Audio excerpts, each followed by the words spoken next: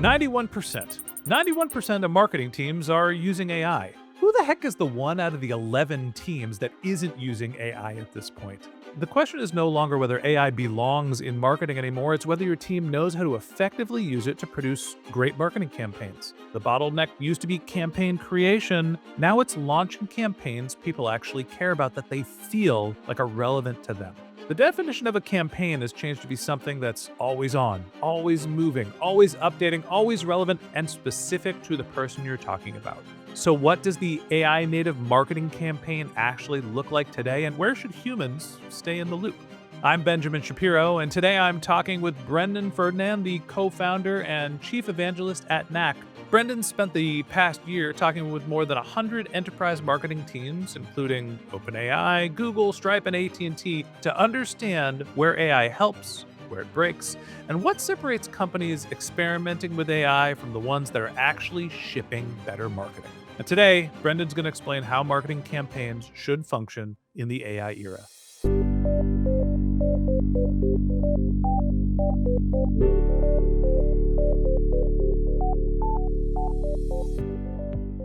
Brendan, welcome to the MarTech podcast. Thank you so much for having me. Excited to be here. Excited to have you on the show and excited to learn a little bit about what a marketing campaign really looks like today. Before AI, what did launching an enterprise marketing campaign look like as a benchmark? Yeah, it's a great question. I can answer that from personal experience because I spent my entire career as an enterprise marketer, and in a couple of different jobs that it varied, but it was very difficult. Right, you would either get tasked with, "Hey, we need to build a campaign around this product or around this topic or theme in the market." And you go ahead and decide to you know go and build that campaign, but you have to actually work with like 20 other people, including developers and technical people. You have to use 10 to 12 different tools Mhm. along the way to get things built, and or you have to ship that off to an external agency and get handed things back and go back and forth with them 100 times and get more budget and all this kind of stuff. Either way, it was tough as a marketer to build those campaigns and actually do the marketing that I always wanted to do as a marketer. I feel like with campaigns, there's this tension between having your always on marketing programs and then, hey, we want to do something special that's relevant, that's right now. And so it's sort of I think of it as like a consumable as opposed to infrastructure. Mhm. Right? We're setting up something that is just always sourcing right people and sending the same message over time, or this is what's hot and relevant right now. In the old world with marketing campaigns, it feels like you really had to want it to do something that was like a one-off. It had to be special. Now we have AI. How has it changed the thinking about what a marketing campaign is? Yeah, well, look, I think, today in the age of AI, organizations are kind of a lot less hamstrung by a lot of things, right? Number one, they're less hamstrung by technology. They're less hamstrung by the limitations of what they're able to produce and their throughput. And they're also less limited by the number of ideas that they have to pick and choose from to actually get to their audiences, right? They can actually do more.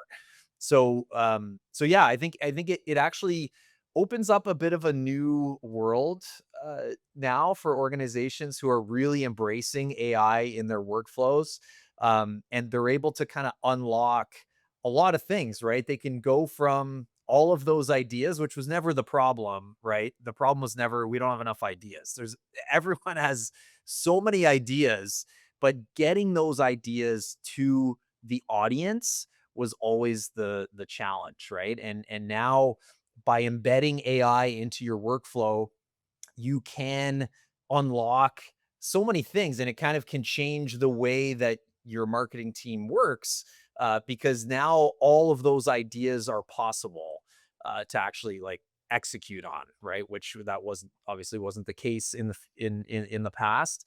So yeah, pretty exciting time. The lid is off the pickle jar.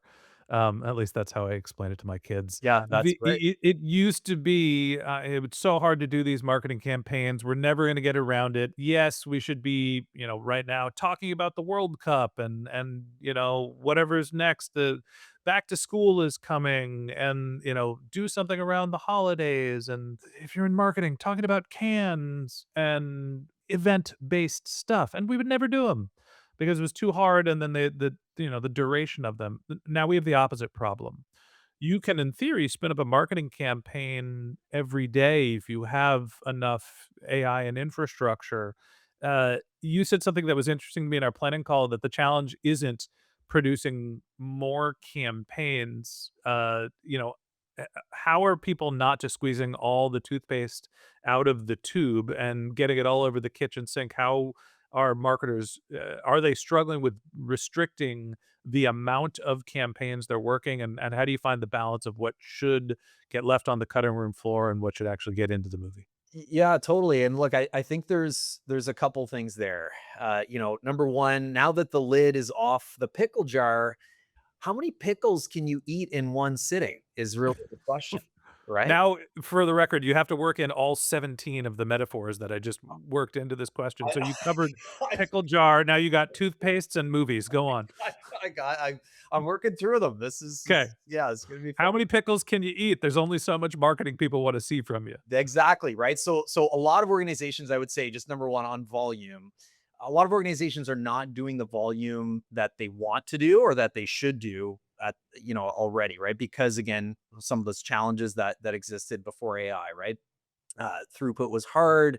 So they would settle on like, okay, we're going to do our top 5, and that's all the time and resources we have to do.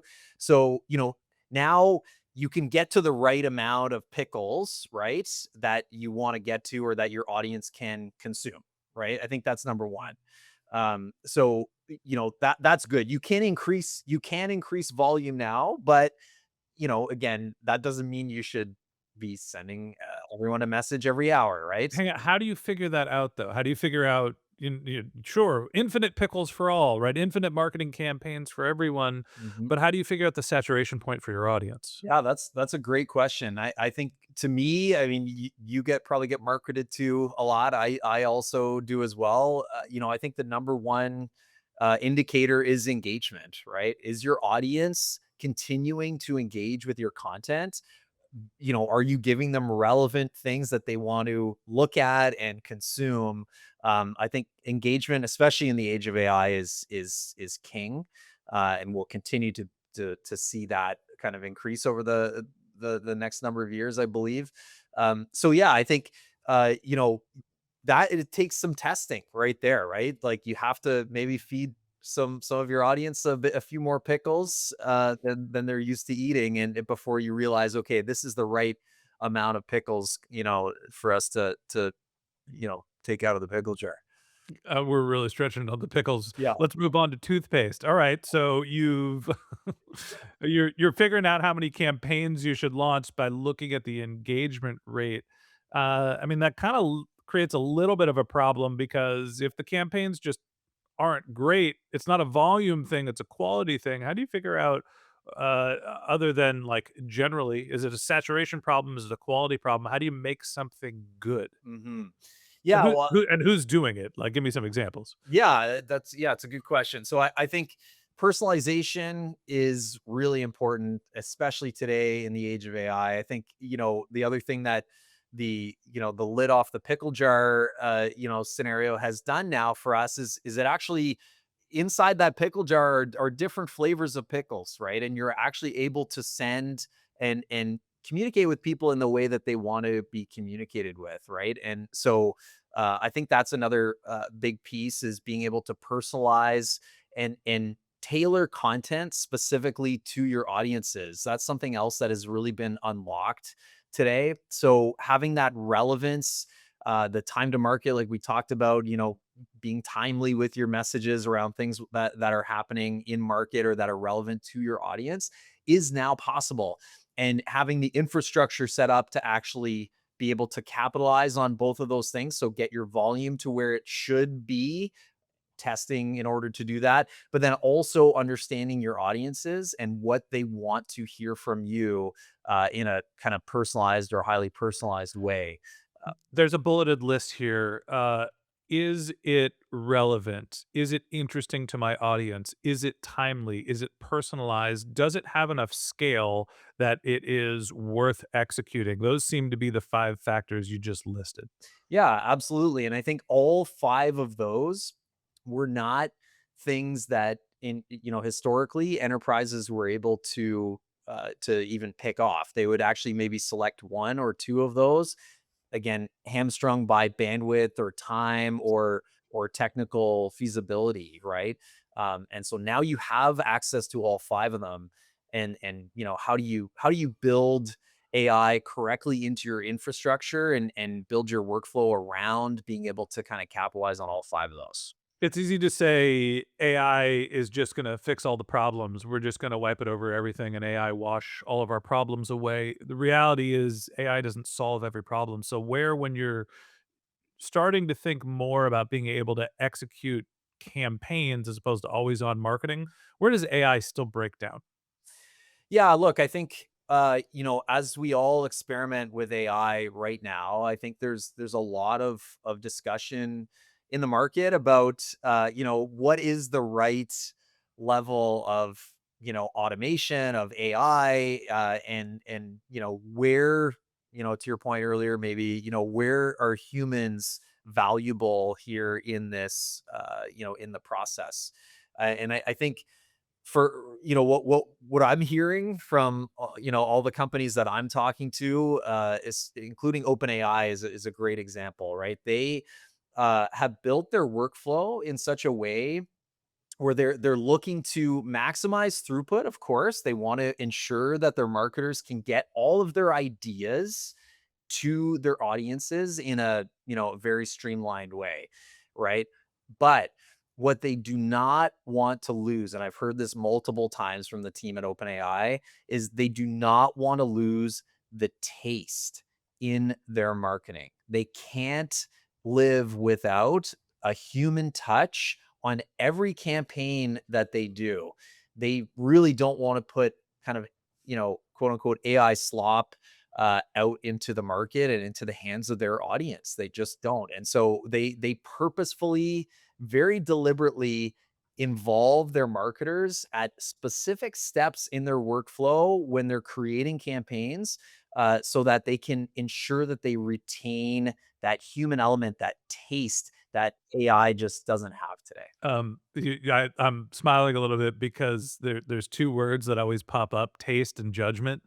And taste and judgment are the new democratization, in the sense of, like, that's the words people are saying to mean, it used to be bring it to the masses, but AI, the big problem is human in the loops. And you mentioned OpenAI, so talk to me a little bit about how companies like OpenAI think about their campaign structure, and where are the human in the loop checkpoints? Yeah, absolutely. So, OpenAI, you can imagine at one of the fastest growing companies on earth, they are moving. Ever.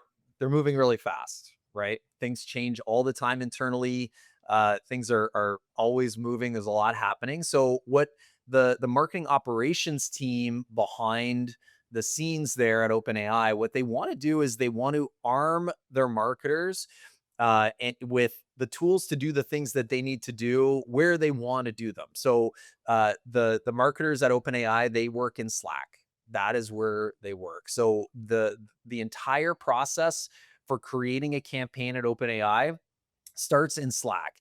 And in Slack, what they do is they actually just write a Slack message in a Slack channel. It's an unstructured kind of thing. You It's do? not like a structured brief or anything like that.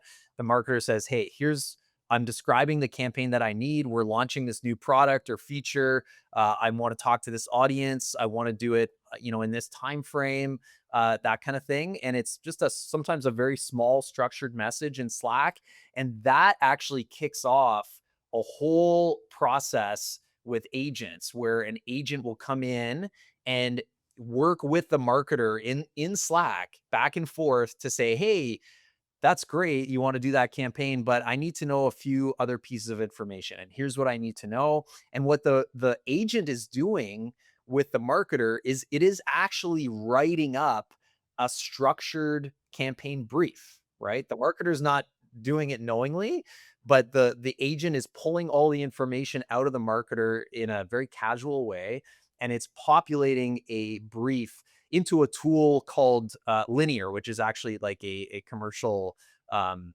kind of a ticketing project management platform. And so the agent is pulling all that information, it's populating into a tool. And then what happens is they have another agent that comes in once that brief is complete, and it starts pulling out all the details out of the structured brief in Linear.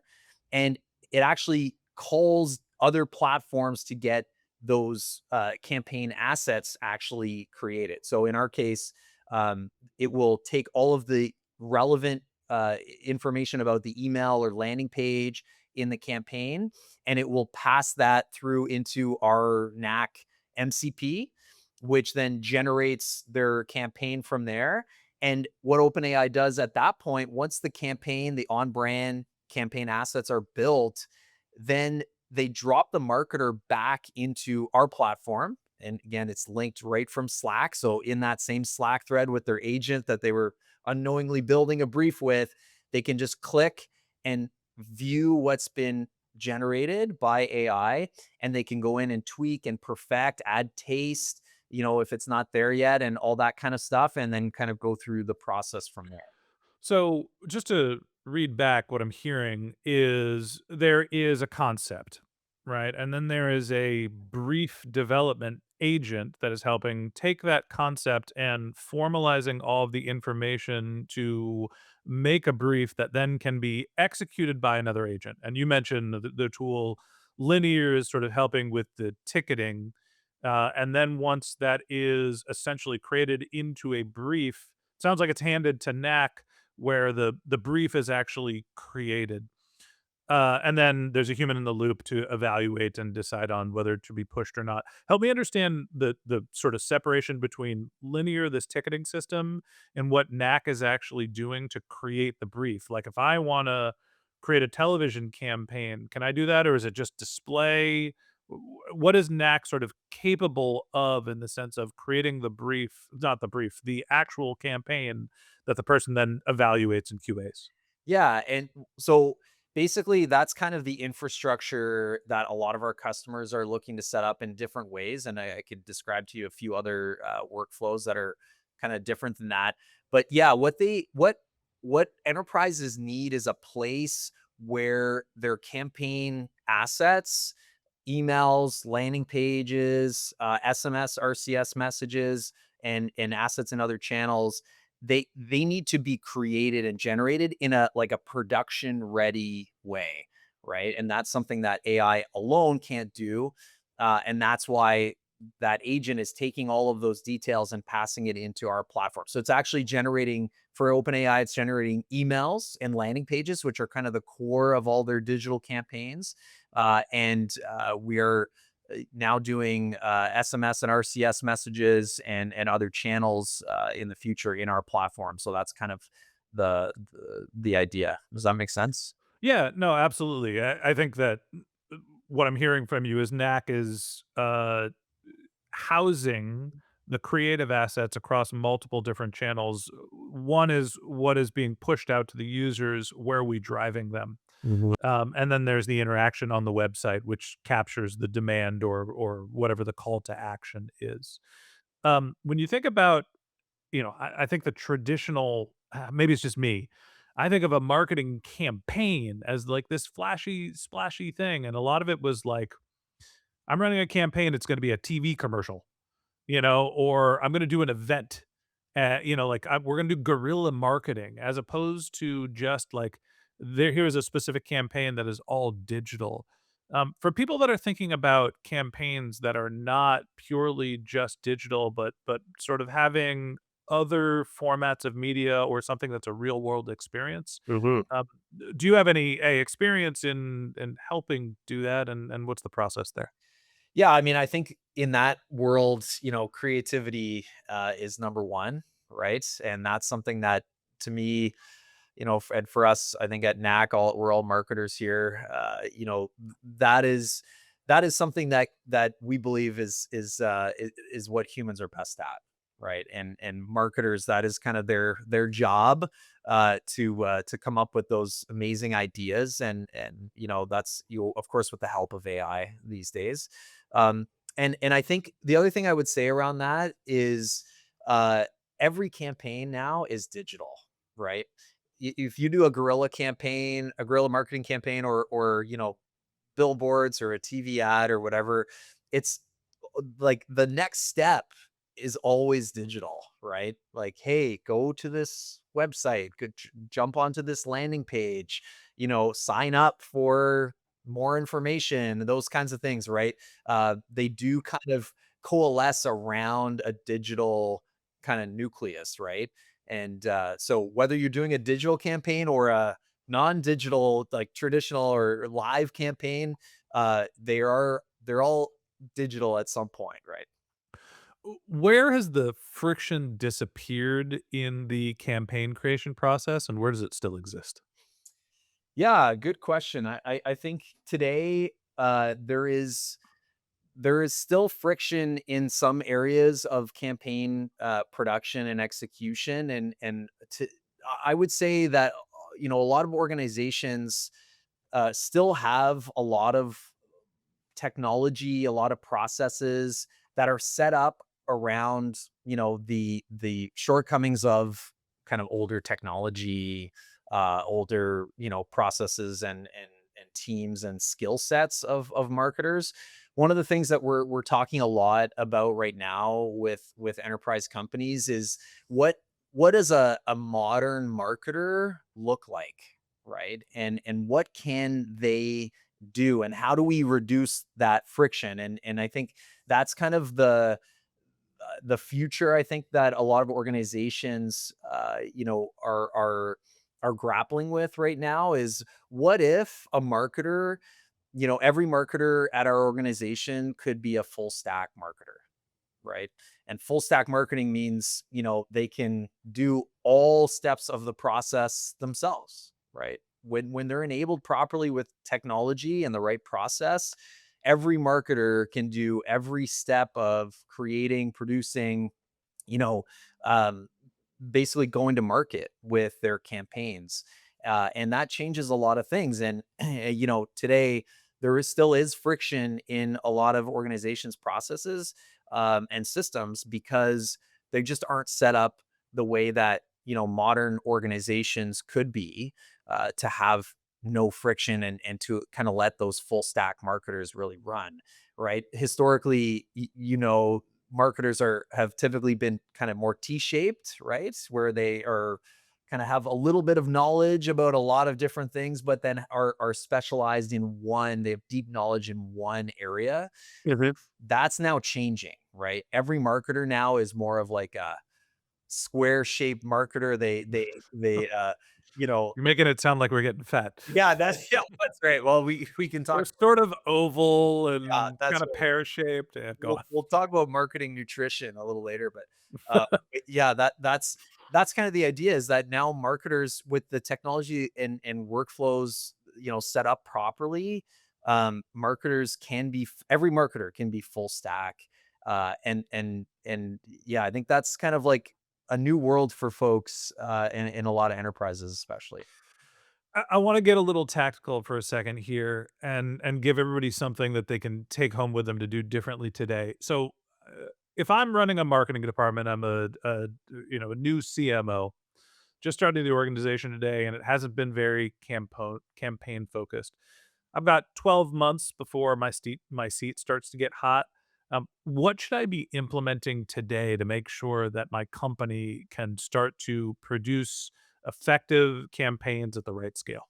If I was walking in the door, today at a new enterprise organization leading marketing, I think I would take a really hard look at how, like, the mechanics of how we go to market, right?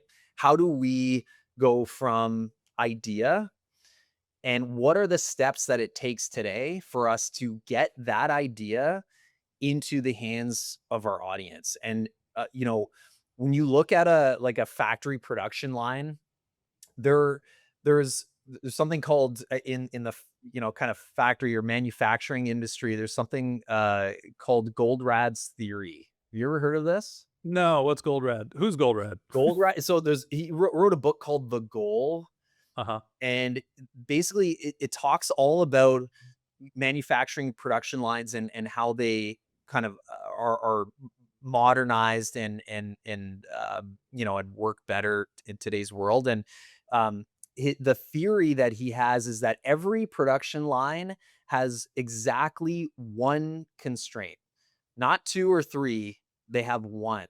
And when you actually take a look at that, all the processes that go in your or that are in your production line, you need to solve for the one constraint. And once you solve for the one constraint, you will unlock, a new world of throughput. And throughput isn't just making more things like we've talked about, in the past. It's about actually getting the right things, like the right products produced and into the hands of your customer, right? When we talk about throughput, it's not just like making more products in a factory and piling up in the storeroom, right? It's actually about getting them all the way into the customer's hands. And I think that's something that I would look at as a very first thing, is what is my team doing to get those incredible ideas that they have and amazing innovations that we're doing in our products?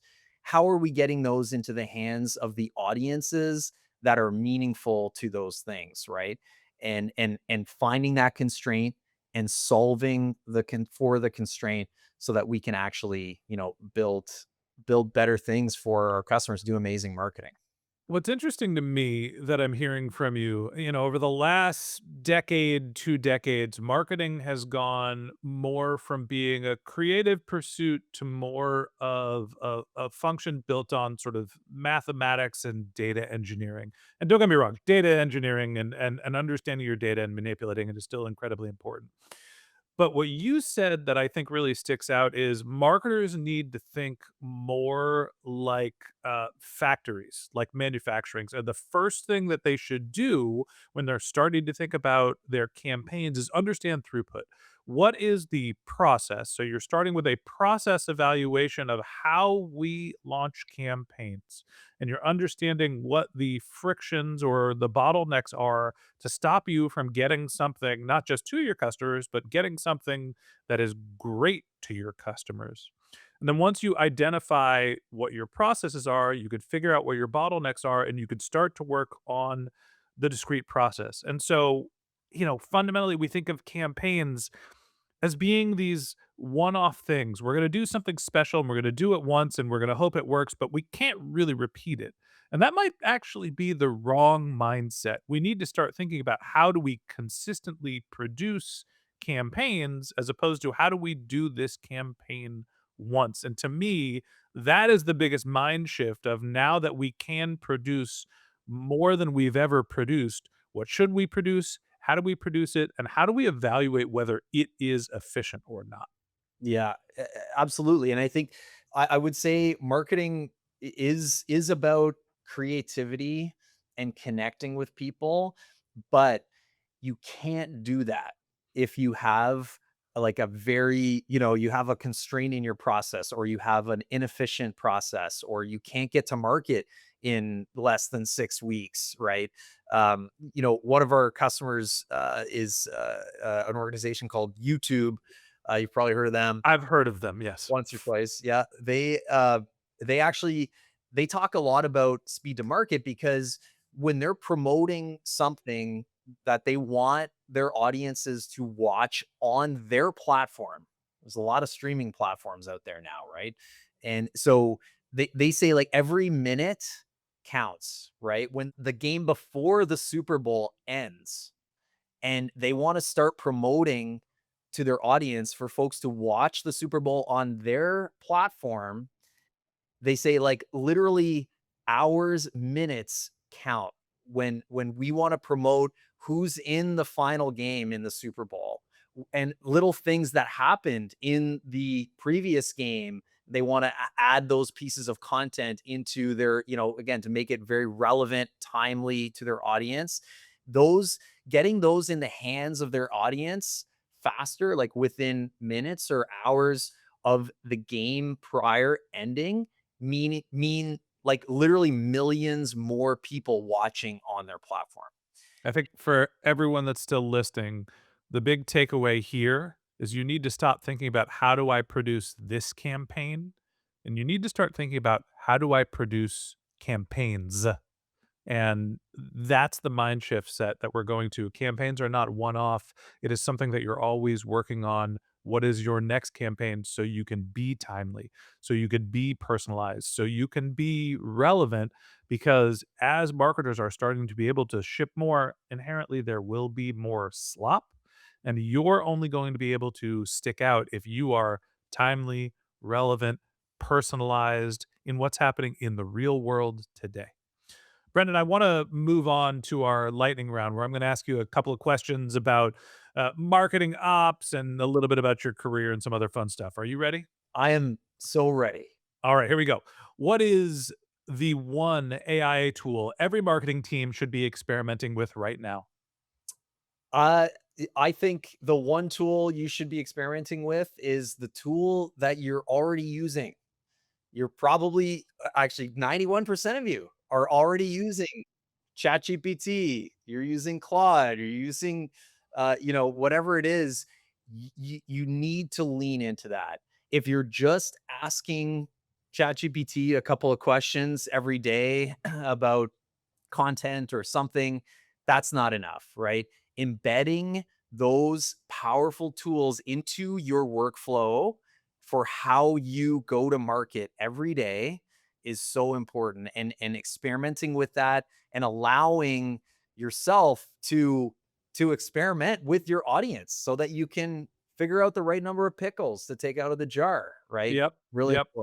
important. You can't have too many pickles, as we've discussed previously.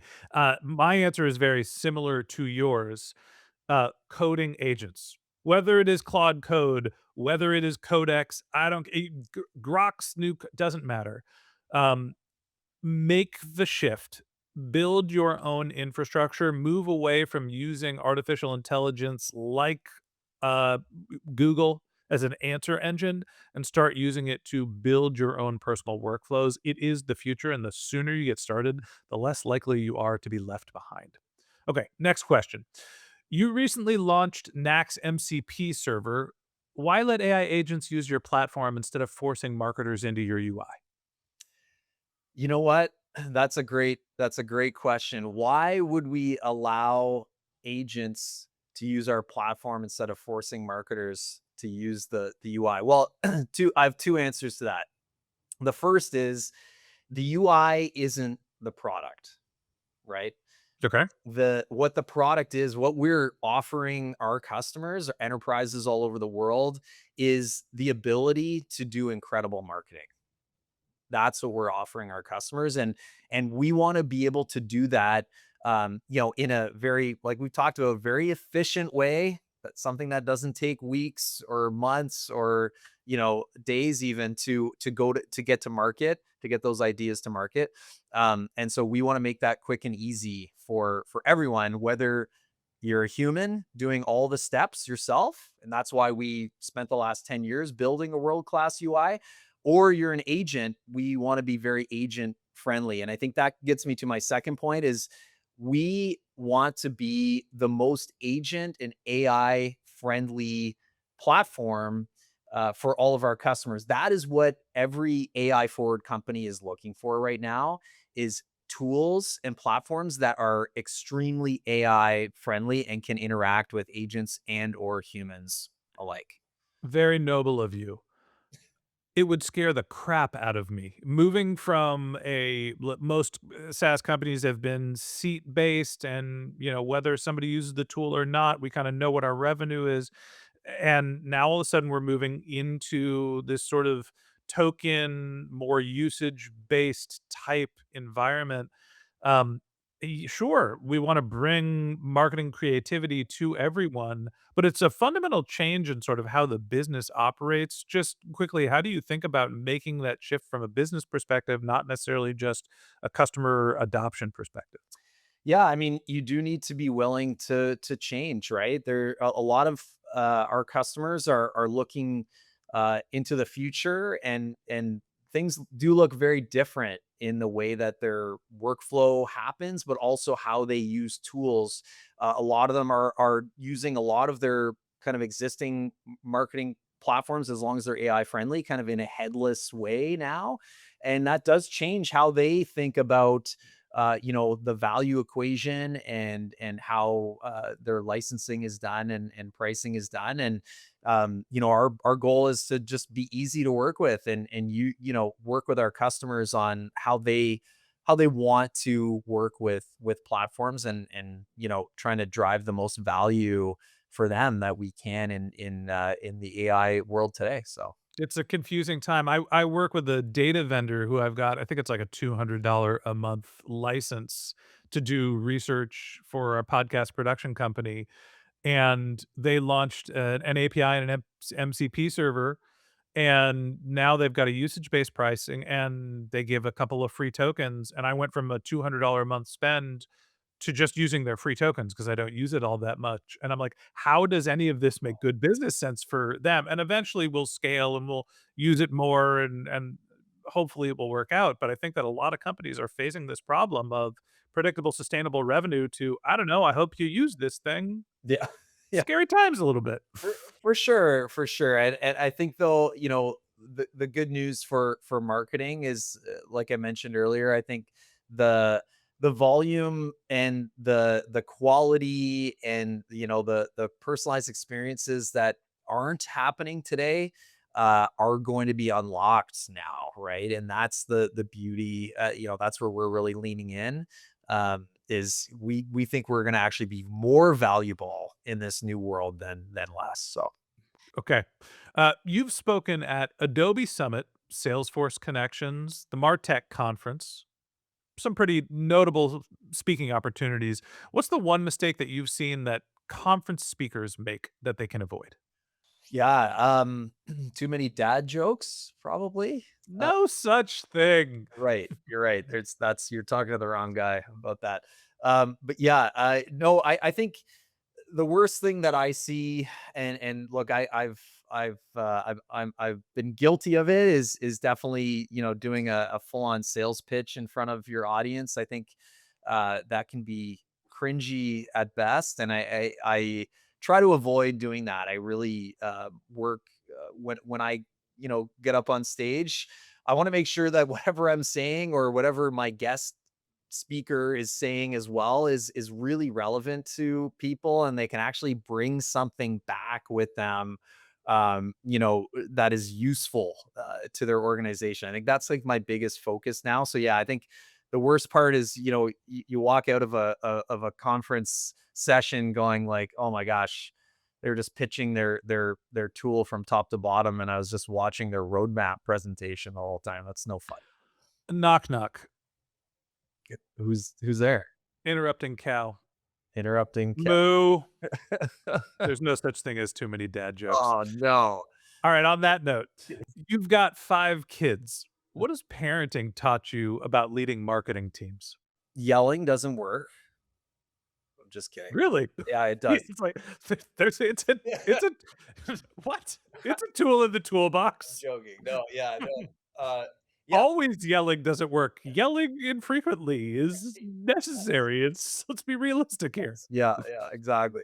But no, I do think the biggest thing with kids is realizing that no one kid is the same as the other. They're all You connect with them in very different ways, and they need different things from you.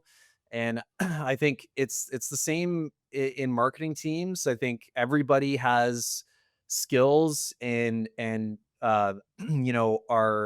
really useful in different ways. And I think making sure that everybody is oriented in the places where they want to be, and doing their best work is really gonna, touch your audience in the best way, right? Putting everyone in the right spots in the organization is number one. In the Shapiro household, um, things don't function very well if we don't have dino nuggets on hand or mac and cheese. What are the dino nuggets and mac and cheese for marketing teams? Oh man. Oh, I think uh space to be creative, number one. That's Great like the answer. dino nuggets. Like Good answer. go give them space to be creative. Do that. That's where the best work is done. And then I think the mac and cheese, or we call it KD, craft dinner in Yeah, Canada, right? sure. That's I think that part is actually the experimentation part, right? Letting them experiment, run. So be creative, yes, but test things, test everything. Yeah. Act I right. would have said clean data, but, we're going down the same path. Okay, last question for you. What's one marketing workflow you think disappears completely over the next 3 years? Any handoff to a technical person or technical part of the process, I think will be gone in the next 3 years. I think it's a lot of organizations that I'm seeing it's already been eradicated. But if you look at marketers, what you hire them for, they are hired to be creative, to do amazing marketing campaigns, to make an impact on the audience that is meaningful to your products, and that um, doesn't involve any technical work, right? And that, like, nothing in that job description is like, hey, you should have to know HTML or AMP script or how to manipulate a giant marketing automation platform that's overcomplicated. Those things will all be gone very soon, I believe. Um, yeah, and let alone developers. A lot of enterprises that we bump into are still have developers, working with marketers and all that kind of thing. And I think that will be completely gone in the next 3 years. I was really hoping you'd say untargeted cold outbound emails, but I don't think that's going away I anytime soon. I wish. We all wish, but All right, Brendan, I appreciate you coming on, telling us a little bit about marketing campaigns and, sharing your knowledge, and, oh my god, you have 5 kids. You go get some rest, man. thank you. I gotta go open the pickle jar at home. There you go. All right, that wraps up this episode of the MarTech podcast. Thanks to Brendan Ferdinand, the co-founder and chief evangelist at Knack, for joining us. If you'd like to contact Brendan, you could find a link to his LinkedIn profile in our show notes or on martechpod.com, or you could visit his company's website, which is knack.com, Knak.com. If you haven't subscribed yet and you want a daily stream of marketing and technology knowledge in your podcast feed, hit the subscribe button in your podcast app or visit us on YouTube, and we'll be back in your feed every week. All right, that's it for today. But until next time, my advice is to just focus on keeping your customers happy.